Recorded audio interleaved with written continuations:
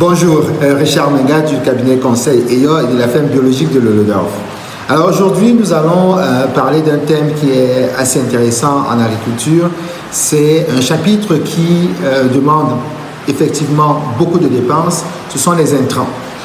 Nous sommes habitués à utiliser aujourd'hui des produits chimiques de synthèse alors qu'il existe des solutions qui sont biologiques, qui sont organiques. Nous allons vous parler de la combinaison de protocoles qui fait intervenir les mycorhizes et qui fait intervenir aussi le biofertilisant aux micro-organismes solubilisateurs du phosphate. Pour les gens qui ont des vergers par exemple, il suffit lors du planting ou même après planting d'introduire dans le sol des mycorhizes et du biofertilisant ou MSP, et une ou deux fertilisations sont suffisantes pour tout le cycle de vie de votre plante. On parle de 30, 40, 50 ans. Comment est-ce que ça fonctionne?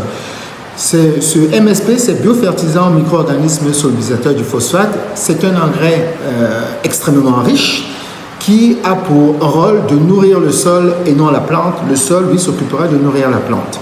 Alors, on va se retrouver avec, par exemple, à l'intérieur des extraits de tithonia, on retrouve du guano de chauve-souris, on va retrouver aussi des scories volcaniques qui sont des cendres volcaniques à la suite d'une explosion d'un volcan. C'est extrêmement riche.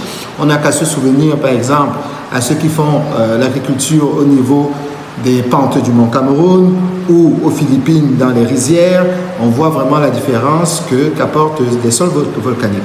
Alors, ce biofertilisant est extrêmement riche.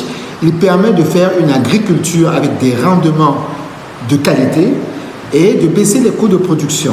Si par exemple quelqu'un est propriétaire d'un verger et qu'il introduit les mycorhizes, le biofertilisant au MSP et qu'il plante le Mucuna pruriens dans sa plantation, dans son verger, il n'aura même plus à fertiliser son sol parce qu'il sera fertilisé déjà. Mais deuxièmement, il pourra contrôler aussi l'enherbement parce que le Mucuna est une plante de couverture de sol. C'est une plante qui va rendre le sol beaucoup plus poreux. C'est une plante aussi qui rajoutera de l'azote dans le sol parce que c'est une plante fixatrice d'azote. C'est probablement la plante qui introduit le plus d'azote au sol dans le monde. On appelle ça une plante spécialisée pour les sols pauvres et les sols dégénérés.